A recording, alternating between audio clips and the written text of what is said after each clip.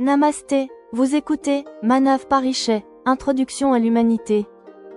Dans le dernier épisode, le contre-coup du fanatisme a laissé Nassir blessé. Aujourd'hui, il est rentré de l'hôpital et, allongé dans son lit, il ressent la même douleur que celle que Firdous a autrefois subie lors de son attaque. L'introspection de Nassir se concentre désormais sur la philosophie de la religion. Celui qui a tenté de me tuer hier soir a probablement aussi agi en invoquant le nom d'Allah. N'y voyez-vous pas une étrange ironie ? Résoudre l'ironie, Nassir a compris. Les atrocités commises au nom de la religion sont des actes qui la déshonorent. Il voit comment une minorité fanatique diffame toute une communauté, et comment la majorité reste silencieuse par peur. La valeur de Firdous. Après avoir passé 3 ans en prison, Nassir voit en Firdous des millions de vertus. Il regrette désormais de l'avoir perdu par sa propre indignité. Une vision nouvelle. Nassir est désormais partisan de l'éducation supérieure pour les filles et voit un gâchis de talent dans les restrictions du hijab et de la burqa. À travers cette réflexion, la résolution de Nassir s'affermit. Il veut effacer les perceptions erronées par son travail et souhaite voir les femmes de sa communauté sur un pied d'égalité avec les hommes. Pendant ce temps, le mécanicien de confiance de Nassir, Imran, a commencé à l'accompagner chaque jour pour sa sécurité. 1 mois plus tard, la mère de Nassir a invité Imran à dîner, et une nouvelle histoire d'humanité a commencé. Après le dîner, lors d'une conversation informelle, la mère a interrogé Imran sur sa famille. « Mon fils, qui sont les membres de ta famille ?» Imran, qui réprimait son chagrin jusqu'à présent, prend une profonde inspiration et révèle un secret douloureux. L'histoire de Saba, la sœur d'Imran, Saba, une belle et sage jeune femme de 22 ans, qui s'était classée 10e au niveau régional en mathématiques et sciences, est aujourd'hui mère d'une petite fille de 3 mois, et Imran veut qu'elle puisse reconstruire son foyer. Pourquoi son père a-t-il fait confiance à un intermédiaire arabe il y a 1 an et demi sous la pression financière ? La sœur d'Imran, Saba, a-t-elle également été victime d'une injustice, tout comme Nassir ? Nassir va-t-il maintenant découvrir l'histoire d'une autre personne semblable à lui ? Écoutez la philosophie de l'humanité, la critique du fanatisme et le début d'une nouvelle histoire pleine de compassion, dans Manav Parichet. Vous entendrez. Épisode 13, Introspection, philosophie et l'histoire de Saba. Puis, après avoir reçu son congé de l'hôpital au matin, Nassir est rentré chez lui en ambulance. Le cœur de sa mère a tremblé au son de la sirène, mais elle fut soulagée en voyant Nassir descendre du véhicule par lui-même avec l'aide d'un ambulancier. Nassir lui a raconté tout l'incident. Sa mère a remercié Allah. À ce moment-là, Nassir s'est mis à sourire malgré la douleur et a dit « Tu remercies Allah pour mon bien-être. Pourtant, celui qui a tenté de me tuer hier soir a probablement aussi agi en invoquant le nom d'Allah. Mère, n'y trouves-tu pas une étrange ironie ?» Sa mère a alors serré Nassir contre son cœur. « Mon fils, mon Allah donne à chacun la bénédiction de naître au monde dans un but de bonheur et de prospérité. C'est un manque de compréhension de la part du croyant s'il s'en va devenir l'ennemi de la vie des autres. En agissant ainsi, il diffame inutilement sa propre religion et sa communauté. Ne t'inquiète pas, il n'y a pas beaucoup de gens ainsi égarés dans le monde. Avec le temps, les gens oublieront la fatwa contre toi. Ceux qui l'ont émise auront trouvé de nouveaux prétextes contre quelqu'un d'autre. Tu as déjà purgé ta peine pour les péchés que tu as commis, mon fils. Désormais, j'ai la conviction qu'aucun autre malheur ne t'atteindra, déclara sa mère dans un long discours. À cause de sa blessure, il a été conseillé à Nassir de se reposer à la maison pendant les 5 prochains jours. Allongé ou assis sur le canapé, il souffre de la même douleur que Firdous, blessé autrefois par son attaque. Il comprenait maintenant que si la douleur physique peut être atténuée par des médicaments, il n'existe aucun remède pour apaiser l'esprit meurtri d'une victime d'une tentative de meurtre gratuite. Une telle agonie mentale ne s'estompe qu'avec le temps. Il pensait sans cesse que si Allah est à l'origine de sa naissance en tant qu'être humain, alors celui qui incite à tuer un innocent prématurément ne peut en aucun cas être Allah. Partout où des meurtres et des atrocités sont commis dans le monde au nom de la religion, ce sont des actes qui la déshonorent. Ce n'est ni un acte d'adoration envers Allah, ni le fait de suivre la religion. À présent, il a lu de nombreux livres de littérature et de philosophie. Ces lectures ont développé sa capacité de raisonnement. Grâce à cela, il voit désormais que dans la vaste population de sa communauté à travers le monde, certains sont fanatiques et quelques-uns sont terroristes. Leurs actions sont perçues par les autres communautés comme représentatives de l'ensemble de la communauté de Nassir. Alors qu'en vérité, au-delà de ces fanatiques, la majorité de la population n'est pas d'accord avec eux. La plupart des gens choisissent le silence par peur des fanatiques, ou pensent qu'il est préférable de suivre la foule. Il y en a très peu qui osent se lever et exprimer leur désaccord. Des fatwas sont alors émises contre ces personnes courageuses par les extrémistes.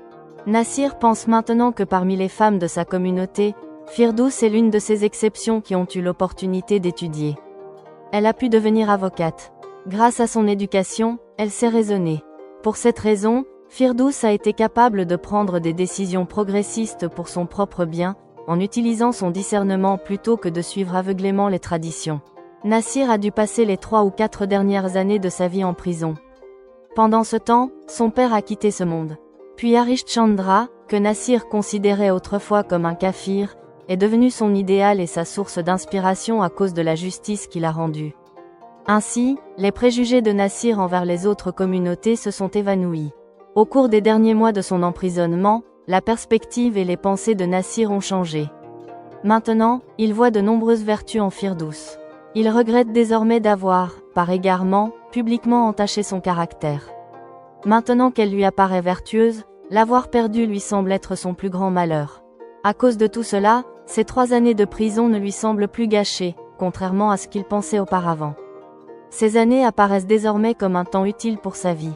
Nassir pense que s'il n'était pas allé en prison, il n'aurait probablement jamais acquis une telle perspective sur la vie de toute son existence. Avec ce changement de regard, Nassir est devenu un défenseur de l'éducation supérieure pour les filles. Il a commencé à voir les failles dans les coutumes qui forcent les femmes à rester enfermées sous des hijabs et des burqas. Il s'attriste de voir que le talent de la moitié de la population est gâché par ces restrictions. Nassir pense aussi qu'en imposant de telles contraintes, les hommes gaspillent leur propre énergie à vouloir tout contrôler. Maintenant, Nassir se dit qu'en ce 21e siècle où le monde cherche le bonheur dans une vie vécue sans peur, les femmes de sa communauté vivent dans la crainte et l'ignorance, comme si elles étaient encore 3 siècles en arrière. 5 jours passèrent ainsi pour Nassir dans cette profonde introspection. À travers cette réflexion, sa résolution devint plus ferme. Il veut désormais effacer les perceptions erronées des autres communautés envers la sienne par son travail. Il souhaite voir les femmes de sa communauté sur un pied d'égalité avec les autres. Nassir veut aussi que les femmes obtiennent un statut égal à celui des hommes. Le lendemain, Nassir se rendit à son atelier en taxi, mais à cause de douleurs dues aux médicaments, il voulut rentrer après une demi-journée. Il donna alors les instructions nécessaires à son mécanicien de confiance, Imran. Quand Nassir voulut réserver un taxi, Imran lui dit « Grand frère, une fatwa a été émise contre vous. Vous avez été attaqué, le danger n'est pas encore écarté. C'est pourquoi, pendant quelques jours encore, je veux vous accompagner pour faire le trajet entre votre maison et l'atelier. » Nassir, y voyant un geste d'humanité de la part d'Imran, accepta. Ainsi, chaque matin, Imran venait chez Nassir puis repartait avec lui le soir. Quand cette routine dura plus d'1 mois, la mère de Nassir dit un matin à Imran. « Imran mon fils, ce soir, tu ne rentreras qu'après avoir dîné avec nous. » Imran accepta l'invitation. Ce soir-là, Imran demanda la permission d'utiliser la salle de bain pour se laver. Après sa douche, il mit des vêtements propres qu'il avait apportés. Il changea ainsi son apparence de mécanicien aux vêtements tachés par le travail. Ensuite, Imran mangea le repas préparé par la mère de Nassir, en le savourant et en le complimentant. Elle le servit avec autant d'affection que son propre fils. Imran n'était pas pressé de partir. Après le dîner, il s'assit au salon avec Nassir. Plus tard, la mère les rejoignit et, par simple courtoisie, demanda à Imran. « Mon fils, de qui se compose ta famille ?» C'était comme si Imran attendait cette question. Il expliqua « Il y a ma mère, mon père et ma sœur qui a 2 ans de moins que moi. Je suis le seul à ramener un salaire. Mon père était mécanicien comme moi, mais il est maintenant paralysé et reste à la maison. » La mère demanda alors « Tu as l'âge de te marier, Nika. Si tu te maries, ta femme pourra aider aux tâches ménagères. » Imran soupira et expliqua « Vous avez raison, mais ma jeune sœur a un bébé de 3 mois sur les bras. Je ne pourrai penser à mon mariage que lorsqu'elle aura retrouvé un foyer stable. » Cela fit soupçonner à Nassir que la sœur d'Imran avait peut-être été divorcée par un homme comme lui. Il demanda par curiosité « Imran, que s'est-il passé? Pourquoi parles-tu de lui retrouver un foyer alors qu'elle a un nouveau-né » Imran expliqua, ma sœur Saba n'a que 22 ans. Elle est très belle et intelligente. Il y a 1 an et demi, un intermédiaire arabe a rencontré mon père et lui a proposé un mariage à Dubaï pour elle. Mon père avait dépensé toutes ses économies pour le mariage de mes 2 sœurs aînées. Il était sous pression financière et a cru cet homme. Il pensait que Saba aurait tout le confort là-bas. Notre Saba est brillante, elle s'était classée 10e aux examens régionaux en sciences et mathématiques. Son bonheur n'était pas dans ce que mon père décidait pour elle. Je le comprenais, mais nous n'avions pas les moyens de payer ses études supérieures. Après ces mots, Imran devint silencieux, submergé par l'émotion. Nassir et sa mère attendaient qu'il poursuive son récit. D'une voix plus basse, il continua. Saba est une fille très disciplinée et obéissante. Elle a baissé la tête et a accepté tout ce que nous, les aînés de la famille, disions être bon pour elle. Écoutez maintenant l'analyse de Gemini sur cet épisode de Manav Parichet. Sous-titre, Introspection, philosophie et l'histoire de Saba. Cet épisode est une étape cruciale dans le développement du personnage de Nassir. La douleur physique et mentale de l'attaque lui fait ressentir celle de Firdous, ancrant sa transformation idéologique dans une réalité vécue. 1. Douleur, logique et religiosité. Nassir lie sa souffrance à une logique d'humanité.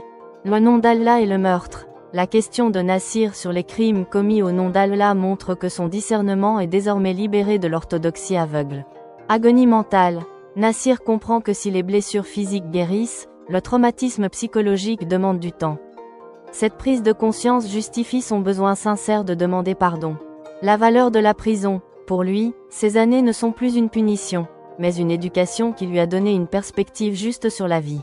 2. Naissance d'une vision progressiste. L'introspection de Nassir le pousse vers l'autonomisation des femmes. Éducation des femmes.